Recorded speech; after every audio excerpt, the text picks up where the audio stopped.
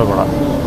అటువంటి అతను ఒక పక్కా బ్లాక్మెయిల్, ల్యాండ్ గ్రాబ్, స్వతంత్ర సమర యోధుల ల్యాండ్ కూడా గ్రాబ్ చేసినటువంటి హిస్టరీ, చరిత్ర బోండా ఉమామహేశ్వరరావుకు ఉంది.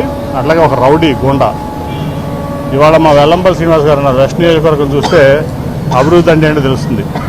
ఇవాళ ఇక్కడ సెంట్రల్ నియోజకవర్గంలో మళ్ళీ ఇక్కడ ప్రజలకి అందుబాటులో ఉండి సెంట్రల్ నియోజకవర్గానికి ఒక ధీటైనటువంటి ఎమ్మెల్యేగా రేపు ప్రతి ఇంటిని, గడపని, అట్లాగే సందుని, గొంతుని బాగు చేసే కార్యక్రమం చేయాలని చెప్పి జగన్మోహన్ రెడ్డి గారు ఇక్కడ వెల్లంపల్లి శ్రీనివాస్ గారిని ఇక్కడ అభ్యర్థిగా పెట్టారు. భారీ మెజార్టీతో ఆయన గెలవబోతున్నారు, ఎటువంటి సందేహం లేదు.